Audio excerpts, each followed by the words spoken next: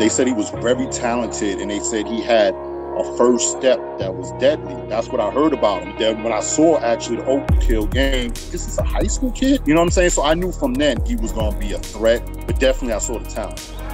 When you looked at 2002, Melo was up there with as a top recruited or a top blue chip basketball player. He was mentioned with LeBron as well as Amari Stoudemire. This was just the next crop of, you know, superstar guys that could do so many different things with the basketball.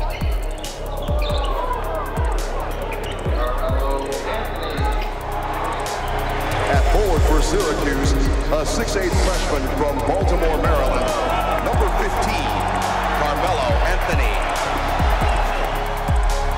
After graduating from Oak Hill in 2002, Melo went on to play at Syracuse University, coached by Jim Boeheim. When March Madness arrived, Anthony led his team on an unprecedented run. Just what he was doing was phenomenal at his age. To just come in straight and take over a team. As far as one in and out, I think he's number one to just do what he did as a freshman, just to win the championship. And his Final Four run was remarkable. Anthony, wow, nifty move. Just watching this guy just be like head above shoulders better than everybody, I was just enamored. I'd never seen that, and it just, ever since then, I was like, this is amazing. Anthony over Collison this time. Oh. You know, something that only a kid can dream of. Syracuse is your national champion.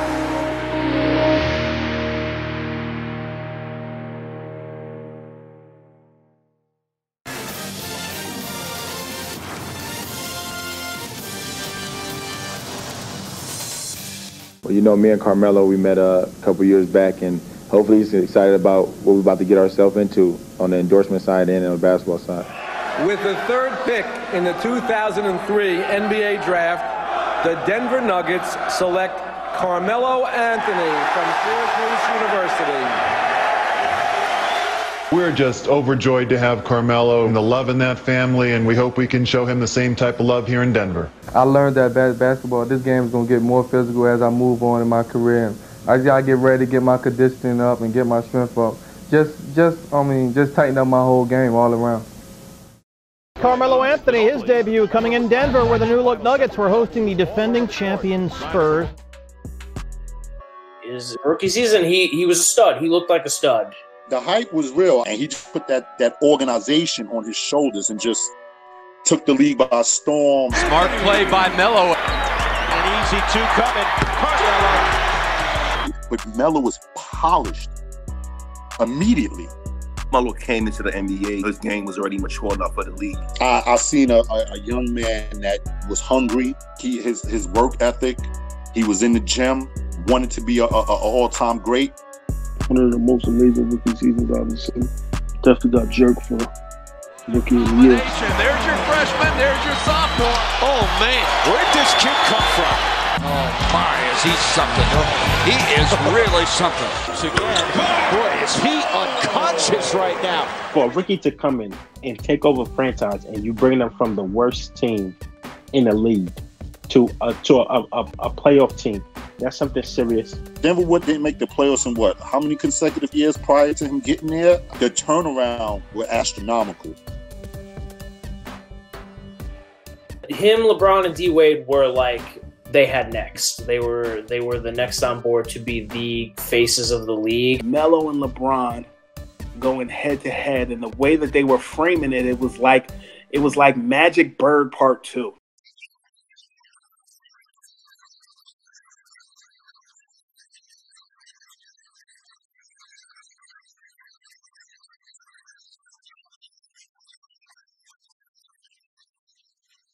Despite Melo's amazing start to his NBA career, it's clear who the league was setting up to become the next GOAT. King James was crowned the NBA's Rookie of the Year, besting Carmelo Anthony in the balloting. First and foremost, he should have been Rookie of the Year. When the numbers are better and you have more accomplishment and you don't get that award, and there's no discredit to Bronny, excellent numbers, not much success that first year. Oftentimes, super early on, he did look like the better player because he was more polished in areas than LeBron was.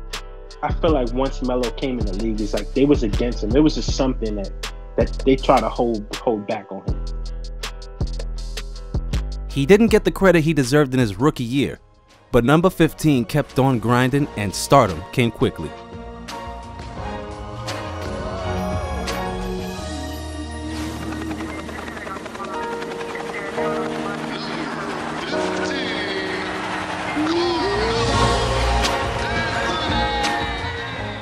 Tonight, it's all about Carmelo Anthony's new Melo 4 Jordan shoe. I am here with the one and only Carmelo. What is it like having a shoe named after you? It's an honor. Not too many people get the opportunity to design their own shoe. Young Nuggets Melo was an outstanding player. He was building a name for himself as a clutch player. Some argued that he was like the best in the game at that at such an early age. He already had an undefensible move, which is the jab step. John Barry, here's Carmelo upstairs. The offensive arsenal, like he was looking to be, one of the most complete in the game.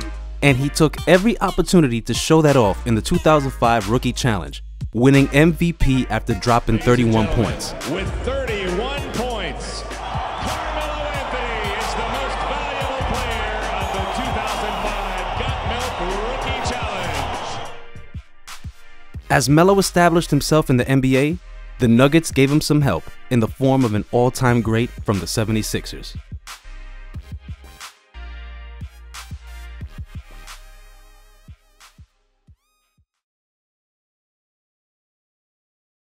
Allen's saga has been one of the season's most talked about stories. After 10 years in Philadelphia, he and the Sixers parted company.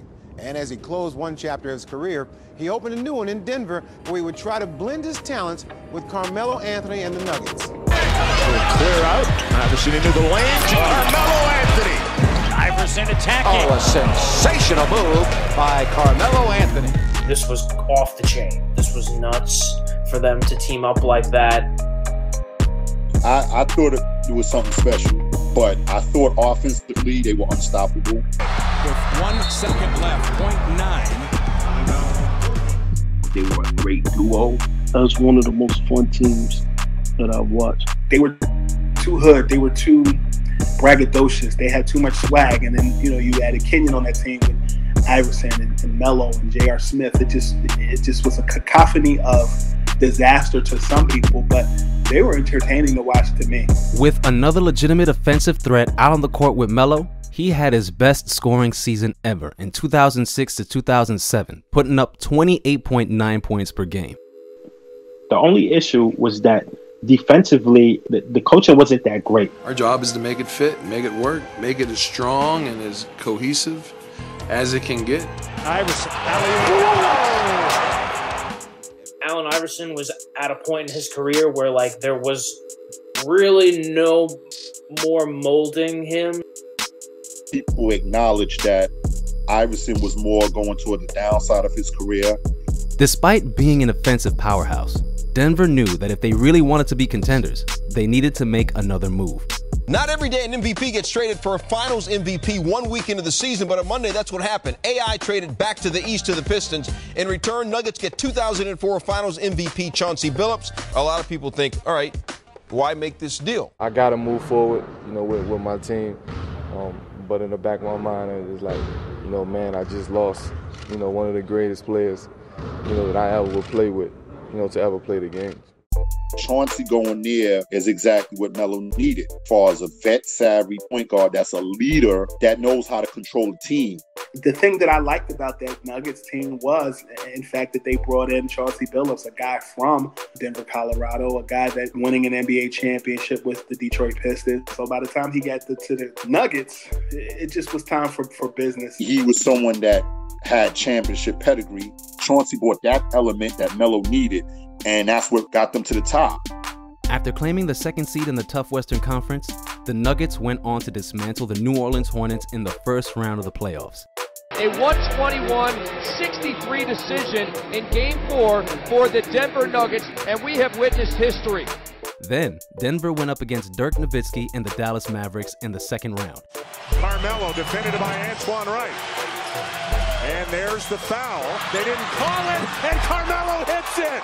He hit a three.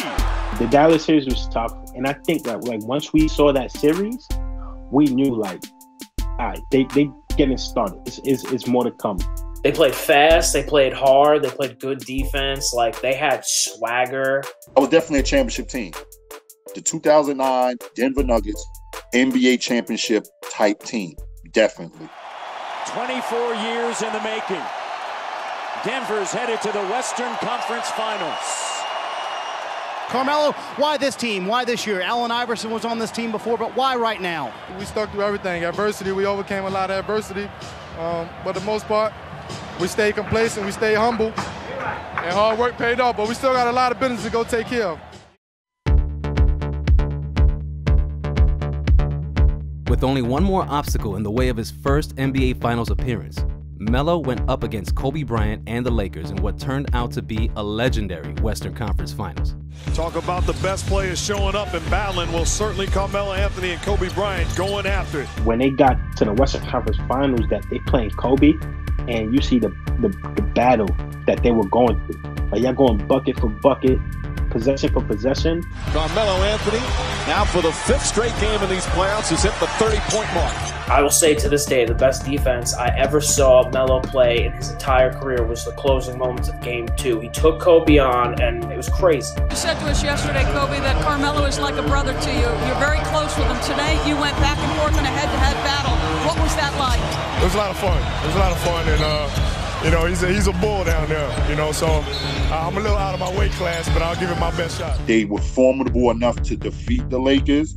Unfortunately, J.R. Smith and a couple of others, ironically, just like in 2013, some of them just didn't show up. And it just seemed like that has followed Melo all his career. Like, people around him don't show up at the times needed. I think they were a lot closer to winning than people give them credit for. That does happen a lot of times for teams that are in the conference finals.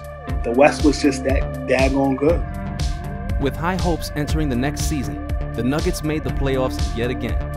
They were eliminated in the first round for the 6th time in 7 years, raising concerns about Anthony's future with the team. Utah Jazz win Game 6. They close out the Nuggets 112-104. I think it kind of rubbed Melo the wrong way. So he just really wanted to go. It just wasn't going to work any longer. It's tough because when you have a star player that doesn't want to be there anymore, it's hard to kind of force that to keep him there. I know it was uncomfortable for him and uncomfortable for Denver both to constant questions and the uncertainty. Is the trade going to happen? Is it not? How do we prepare to continue to win games and stay focused with all of the noise around, you know, the alleged Melo trade? Have you met with the Nets this weekend? A lot of stuff been going on this weekend. Not allowed to answer that question. Thank you. This is my spokesperson. This guy's traveling every day. He has to play. He still has to perform and still represent the Denver Nuggets the right way and still listen to you guys ask him every single day, what is he doing, where is he going, and he knows just as much as you guys know. So. After months of melodrama, the Denver days were over. Reporting that the deal is finally done. Anthony going to his desired destination, Madison Square Garden, play with the Knicks. So much happened in 24 hours. His head was spinning. Oh, the bright lights in the big city. Here he is with his little boy and his wife arriving last night in Teterboro, New Jersey. This must have brought a smile to his face. When he came, the whole New York City was rejuvenated. Watching his first game felt like a trip. My boy, my done, Melo is here in my city. I couldn't think of any superstar that had that much excitement in my lifetime. I just couldn't believe what I was watching. It was really surreal. We New York, and we riding with Melo, and that's it. Forward at 6'8" from Syracuse, number 7, Carmelo Anthony. Phillips to Stoudemire. Stoudemire from outside. Anthony the rebound. Delfino thought he got pushed. And there's the first bucket in his Knicks career. And just that whole year, he was phenomenal, and he was really ingratiating himself with the fans. It was hard not to fall in love with him right after. It was like I fell in love with basketball, and then boom, there's this massive name, Carmelo Anthony. He had a couple of game winners. He had some great scoring performances, and I was just like, man, you know, if they just can get some role players in here. And during the Boston series, man, Melo went off. Anthony with a long three. Anthony for three with the quick release. Oh. In Melo's first postseason with the Knicks, he did practically everything he could out there on the court. But without co-stars Amari Stoudemire and Chauncey Billups for most of the series, New York didn't stand a chance. After cutting ties with Mr. Big Shot in the offseason, the team needed a point guard, and that point guard came in the most unexpected place: the end of the bench. Remember, today is the day that contracts are guaranteed for players for the rest of the season, and Jeremy Lin told me a week ago, I was just fighting for my job. I didn't even know if I was going to have a roster spot. And now, Mike, he's the toast of New York. Linsanity was dope. Like, there's no other way to like really describe it. For a player like that to go on such a tear is amazing for him. It's amazing, I think, for the fans. You cannot deny that it was awesome and it was fun. Okay, well, this is a fluke. Then he did it again, and again. And this is all while Melo was sitting out. The Sanity to me was pretty much the equivalent of a viral meme or video nowadays. It's funny for 1 second, tomorrow it's gone. I don't know if that's when the whole not liking Melo thing happened with the media. You need something to sell paper, so you know that narrative of Melo being jealous of Jeremy Lin was an easy sell. People try to make it seem like it's all jealousy of Melo, but Linsanity died after that game when he played Miami. So bad, so pathetic, so awful. Mario Chalmers had Jeremy Lin under lock and key. As Linsanity died down, the spotlight returned to Carmelo Anthony, who put on an all-time performance on Easter. Anthony for three. Bang! That one goes down, and the game is tied. Anthony for three. Puts it in. Knicks by one with 8.2 remaining. With Melo's first full season as a Knickerbocker complete, the 2012-2013 season was one for the ages. Yeah, I'm talking Melo. Yeah, I'm talking Tyson. That's the gold medal. Amari, he gon' spike it. And we got Thomas. And we got Felton. And we got Jason. Oh, Lord help me. Oh, we finna kill. Oh, we finna do. Oh, you ain't ready for me, dog. No problem, bro. Pass Novak takes. Brigioni lobbing to Smith for an electrifying finish. Kid for three. Fouled and won a 4-point play. There was this perfect combination of star power, of veterans, of younger players. When you think about all those intricate parts, but we had 40-year-old men playing with him, then you had the young ones, you had the JRs. It was really a weird mix, but it worked. Do a catch and shoot, and it goes. Oh, he did it! J.R. Smith. I love the JR and Melo tandems. I felt that JR really put on through New York though, but JR's strength was his biggest downfall. The strength was being in New York where he wanted to be at though, but the downfall was, you know, him being in NYC period, you know. For a person of JR's character at that age, he wasn't ready to handle both. And J.R. Smith throws it down. They played together, they played similar, you know, they had a solid defense, they had a great offense, they kind of lived and died by the three, which was unheard of then, but is the norm now. Lost it, picked up by Anthony, has to throw up a three, and he banks it in! It was a beautifully constructed team, and I firmly believe that they would have went all the way. I think it was kind of unexpected because you just assumed them to be the same old Knicks. Their first game, they played Miami and gave those boys 30 in like 2 minutes. I'd be like New York was on top. Anthony feeling it, puts it in, three-pointer, Carmelo Anthony. I remember Melo was just killing everybody in sight. You know, he had 50, I think, from pure jump shots, like the finals against the season against the Heat. When LeBron and Wade didn't want to play us, scary asses. His three-point shooting just became better and better. So that propelled him into an MVP-type player. Everybody voted LeBron, and guess the only player that LeBron, I don't even matter his MVP vote, Melo. And it was a fucking Boston beat writer who voted Melo and actually as MVP that season over LeBron. Why Carmelo Anthony over LeBron James or even Kevin Durant, who finished second in voting? I just felt like Carmelo Anthony elevated his team this year to new heights. They always took it to the Heat. If there was anything like that gave Knicks fans hope, it was they always took it to the Heat. And I have so many friends to this day who would be like, yo, we just got past Indiana. We were going to give the Heat a run for their fucking money. And it's true. I think it's true.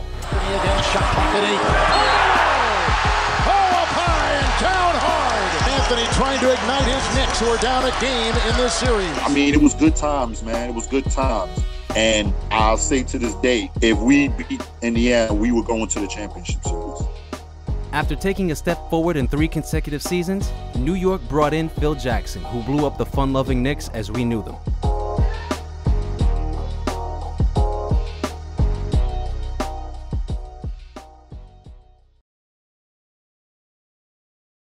Welcome back to Madison Square Garden, where they are introducing Phil Jackson, the new Knicks president. I think when we made the move to get Phil, I think everybody thought it was a good decision. This is Phil Jackson, you know, one of the greatest basketball minds. I thought that his pedigree would have other people wanting to unite with Melo immediately. He also promised Melo the same thing. We all know it didn't happen. I had a lot of respect for him coming in. I thought this was really smart. I thought for the first time James Dolan had made the right move and we were really going to turn things around, and that Phil Jackson, though he was not coaching, would be able to take Melo's career to the next level. His very first move as the executive was to sign Lamar Odom, who was on crack. I do, however, think when he started to make moves, everyone was kind of questioning, you know, what was going on. And I think Knicks fans talked themselves into, myself included, that maybe starting fresh was the best way to go. It is a done deal, a 6-player trade between the New York Knicks and Dallas Mavericks that would send Tyson Chandler and Raymond Felton to Dallas. And they get a pair of starters from Dallas a year ago, and point guard Jose Calderon and Samuel Dalembert among the 4 players heading to the Big Apple. It was a terrible, terrible decision. Of course, we know you had to get new pieces because even though New York was balling, they were the oldest team in the league. But when that happens, you got to bring in younger players that can fill that void and stay relevant. You know, Tyson Chandler just won Defensive Player of the Year. How do you trade your Defensive Player of the Year? J.R. Smith and Iman Shumpert are now Cleveland Cavaliers, and the New York Knicks picked up 3 no-names as well as a draft pick from the Cleveland Cavaliers. We had an unbelievable team, unbelievable chemistry, and then they break everything down. More than anything, I was pissed because I couldn't play with my best friend anymore. I think it was terrible because when you see what they did once they got to Cleveland, it was like we could have been doing that here. Beautiful pass. The 2 former Knicks connect, Shumpert and J.R. Smith.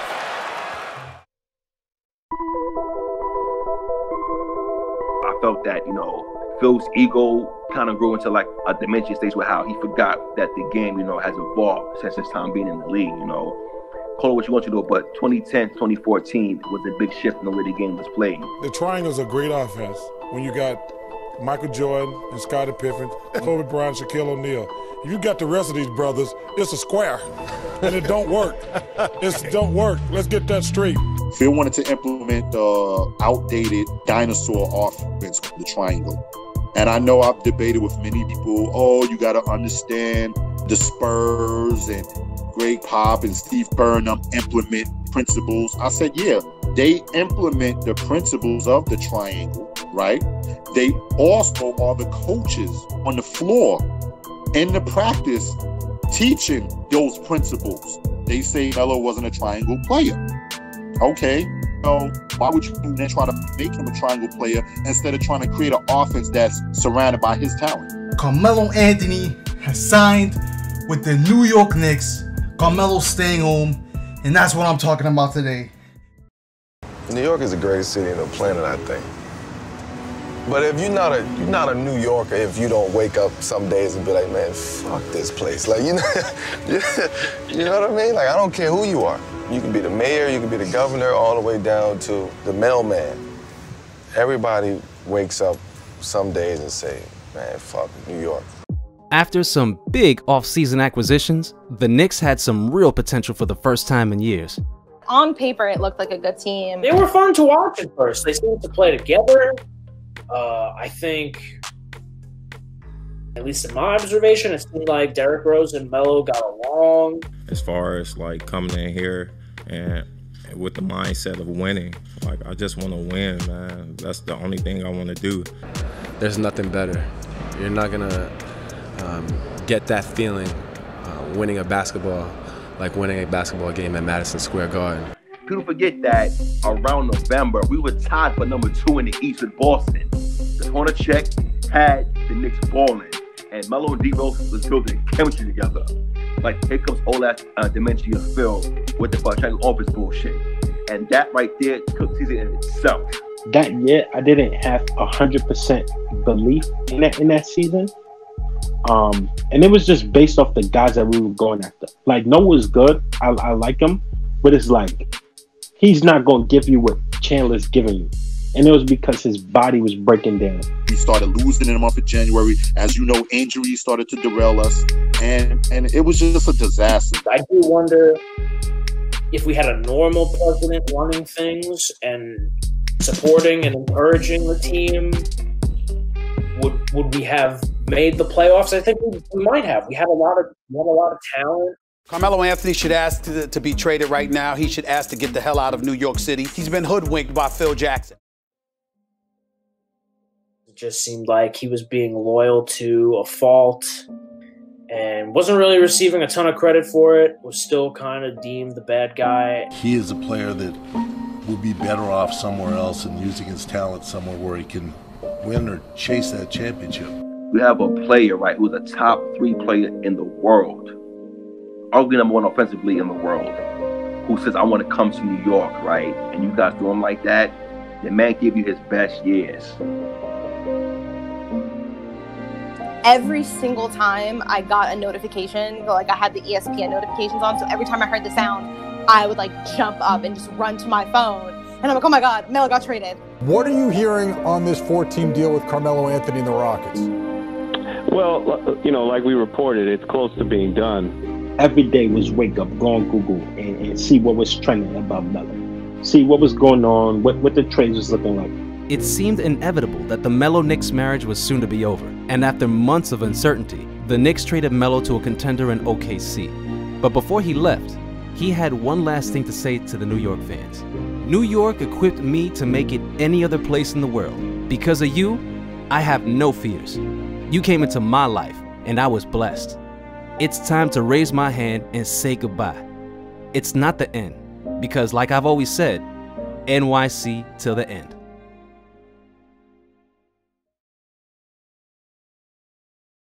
What's your reaction to the trade? I thought it was the right move by the Knicks considering the circumstances. Carmelo Anthony is finally in a position where he's going to be able to legitimately compete for a championship, and I think that's something that his talent demands.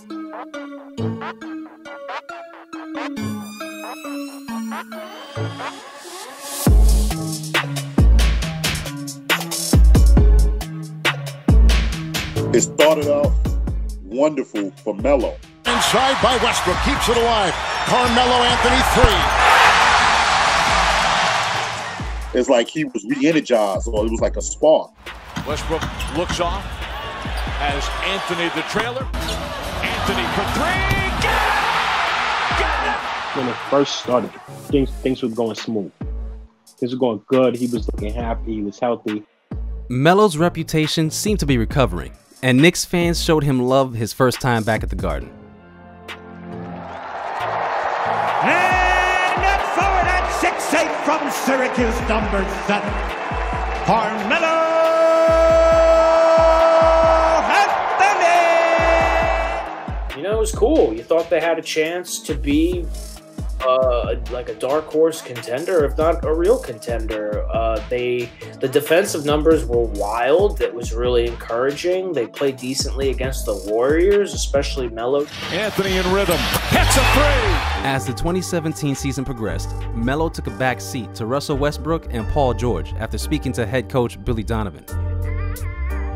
Not every night, I have to score 20 or 30 points. So I'm good with that. It's a good feeling as long as we're winning. People were saying that PG was a little bit uncomfortable playing the second fiddle.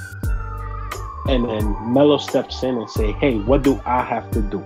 I'm going to play behind y'all. Whatever y'all need me to do, let me know, and I'm going to do it. Apparently, Paul George went and talked to Billy Donovan and voiced his opinion that him and Russ don't really click, and this, that, and third. So all of a sudden, I'm watching the game, and I'm like, okay, I know Melo's going to sub out now because I know he's going to come back in. They switched that into Paul George. And now Melo is playing with Russ, and things started getting awkward. I started to see that Melo's shot attempts is getting lower and lower. If you have a job and someone tells you, you know, we're going to do this, but it's your first day on the job and they don't explain that to you, it's like, you're not going to know what to do. You're going to try to fit in somehow. And unfortunately, that's what happened. Despite only attempting 6 shots in Denver, Melo was fine with his lesser role, as long as the team kept winning. Not getting as many shots as you typically do. Yeah, I'm good with it. He win. I'm cool with that, man. He had it going. And anytime he had it going, we kind of just got to space it out, play off of him, let him work. And then the ball to find us. Anthony, the straightaway. Billy Donovan and Melo said all the right things. It never worked for whatever reason. And a lot of it had to do with the fact Russell Westbrook, who I think the world of, I think he's tough, but he commands so much space on the floor. Whether it's the floor general, directing traffic, whether it's getting his own shot and more. How does Melo complement that when he's used to having the ball in his hand? I thought he did the best he could on the fly. And he said it too. He felt like they traded for him with no plan. So he kind of did his best to assimilate to the team and be a good teammate and be a good veteran. I just think when you're used to something for 13, 14 years in your NBA career, and then all of a sudden it snaps like that to something different, it takes some time to adjust and kind of become a better catch and shooter. And a lot of people are like, well, he's never going to do that. It's like, well, you're not giving him any time. Back in the playoffs, for the first time in 5 years, Melo had something to prove. But as Utah scored at will against the Thunder, it was easy to blame number 7. Deal also in for the Jazz. Crowder for 3. He has 37 and knocks down 3 right there. He fronted Georgia, and that's what has to happen. Force them to make the pass. Joe Ingles inside. 7 on the clock. Favors jumper. Got it. Spun right into traffic, but he got it back. Mitchell high. The whole team didn't play well. Ricky Rubio turned into Magic Johnson. Donovan Mitchell was running around like Iverson. Rudy Gobert was just destroying Adams. OKC's miscomings and shortcomings was blamed unfairly on Melo. I don't think Westbrook and Paul George took enough of the blame for that loss. Paul George was really bad. He was really bad. Melo was really bad. Westbrook was out of control. I mean, there's some games where you can score, 46, but the reason why you lost is probably because none of your teammates were involved or played well. It appears now that the OK3 season is over. Utah advances to take on Houston. Kind of challenging for me as far as kind of coming here at the last minute, right before training camp. Being and willing to kind of sacrifice kind of my game and style of play, and coming to a new situation, kind of not knowing what to expect, having to figure it out on the fly. I don't know whose fault the OKC experiment was. I don't know if it was. Maybe it just wasn't a good fit. Russ, Paul George, and Melo. They didn't have a surefire plan. It was kind of like, we're going to try this and see if it works. And they realized early on that it wasn't going to work. And now look at the situation there, and they blew it all up. It's a completely different team. After OKC failed to properly utilize one of the greatest scorers the game has ever seen, Melo found his way to Houston, where he reunited with former Knicks coach Mike D'Antoni in hopes of being the piece that propelled them to the top.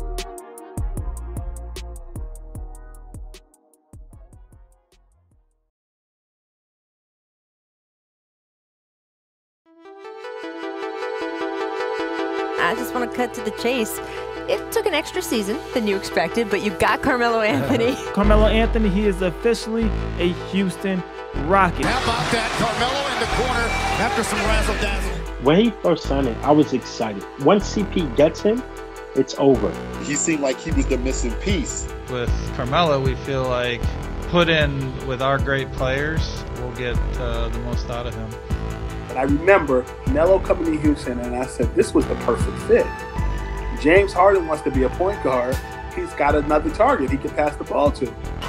Harden to Carmelo, gathers it, shoots it, scores it. We know what we're here for. Carmelo, can he give it to him? Yes, he can. And then everything just went south. Is there an update on what's going on with Carmelo? Yeah, he's sick tonight. The next game, they said he was going to be out because he was sick. And I'm like, he's sick. This don't sound right. Something is funny. My spirit told me something is wrong, but I just couldn't put I just didn't know what it was. Or just a few minutes ago that Carmelo was informed his time will be ending here soon. Is that inaccurate? Yeah, that's inaccurate. After just 10 games as a Houston Rocket, Daryl Morey and Mike D'Antoni apparently saw enough, and the team parted ways with Carmelo Anthony.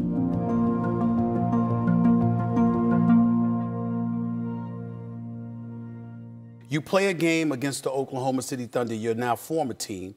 Y'all lost that night on November 8th. You traveled to San Antonio to play the next game. Yeah. And you were informed on the trip to San Antonio. What exactly did Daryl Morey say to you when he met with you? I was actually in San Antonio, in my room, getting ready for the game. And me and Daryl were supposed to speak that night because I had reached out to him previously about just a heads up me, like what's going on, let me know what I can do. Like, I'm here to help the team. Like, let me know what I got to do. But he had, he came in and he was just like, look, basically your service is no longer needed. And I'm like, hold on, what the hell are you talking about? He's like, nah, things just not working out. And you got to figure out something to do. I'm like, how the hell I'm going to figure something out to do? I got a game tomorrow. Nah, you're not going to suit up tomorrow. Daryl Morey and the Rockets organization pointed to analytics as the reason they no longer needed Melo's services, but many didn't buy it. Daryl Morey was always perceived as being very intelligent, and I believe him to be intelligent. I just think that in that case, they didn't utilize him right. Something happened behind the scenes we don't know, and it didn't work out, and he was sitting at home for a year and a half. A month after Houston signed Melo, assistant coach Jeff Bzdelik abruptly retired. Then, just 8 days after it was announced that the team and Anthony were parting ways, Bzdelik suddenly unretired and rejoined the team in Houston. This is all noteworthy because the two had history dating back to Melo's early days in Denver. We're very excited about Jeff coming back.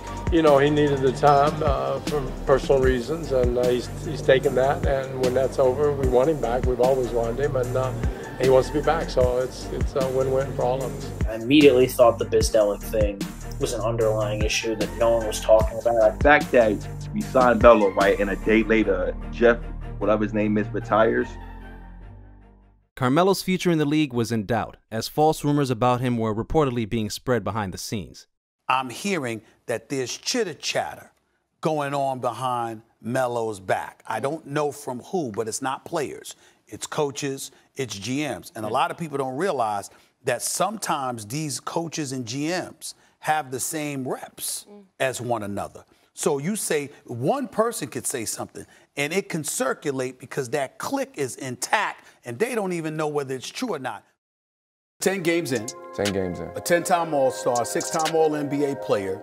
10 games, and the Houston Rockets said goodbye to you. Melo is absolutely being blackballed. And he's given too much to the game for them not to allow him to play. Melo definitely belongs in the NBA, and he definitely got blackballed. Even if you didn't like his game because it's mid-range based and felt like he didn't fit, he could still have a roster spot between 11 and 15. Is he being blackballed? Yeah. I couldn't imagine what he was going through at the time. To be away from the game he loves, just turn on like ESPN and hear people talking trash about him, to go on social media, and him knowing deep in his heart that he could still play. Just a mix of emotions, like just, just watching all these people say all these things about him and not just giving him any respect. It's very hard to sit and watch something that you enjoy so much without what makes you enjoy it. So those 12 months that Melo was out, I was out. I boycotted the league. I said, I'm not dealing with this shit because I knew it was deeper than basketball. Part of my language, I feel like, I'm not even gonna lie, to sit there across from the GM president or the GM of the team and him tell you, listen, your services are no longer needed. That was an ego hit, that was a pride hit. Like, I felt like I started questioning myself after that. Damn, can I still do this? What did I do? Like, I asked him that, what did I do? Oh, you didn't do anything, it's just not working out. And another question is, while a guy like LeBron is walking around here like he's the face and voice of the players, how is he letting his banana boat brother hang out there in the wings and they go sign Jared Dudley and not Carmelo? If anybody watching this thinks that Jared Dudley can hold Carmelo's jockstrap, I'll slap you. Half of me believes that LeBron could have did more to help Melo out in regard to that. If there's anything that came of it that was a positive, was it adversity, it sometimes leads to change for the good. So if there's anything he needed to do to improve his body, improve his game, like check his ego at the door, I think all of that helped him to get to the point he is now, where people are surprised at the success he's having. After it became clear that Melo wasn't going to be joining his friends Kevin Durant and Kyrie Irving in Brooklyn, nobody knew what was next for the 10-time All-Star. But Melo stayed ready every single day, waiting for that one call.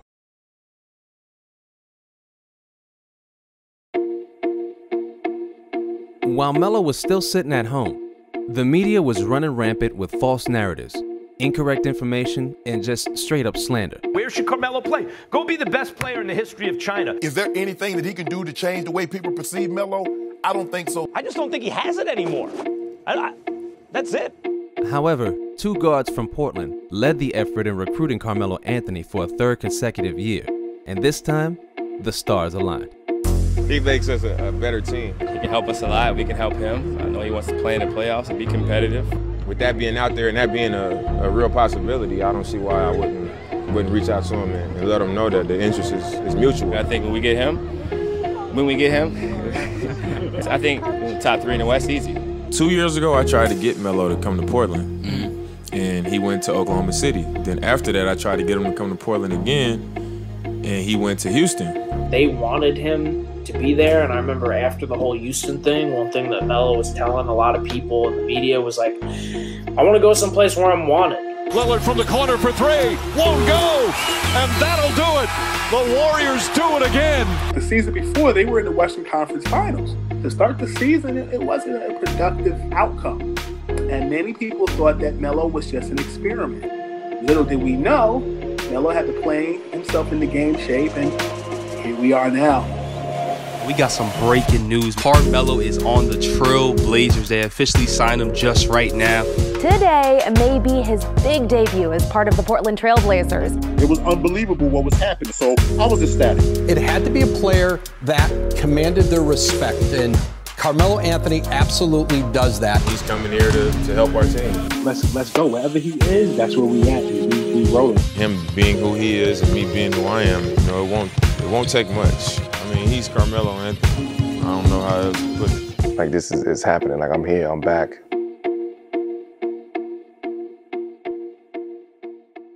Carmelo Anthony, a Hall of Famer to be at the age of 35, being greeted by well-wishers here in New Orleans as he steps into the black and red.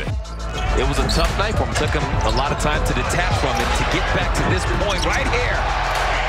There he is, stepping up and knocking down a triple.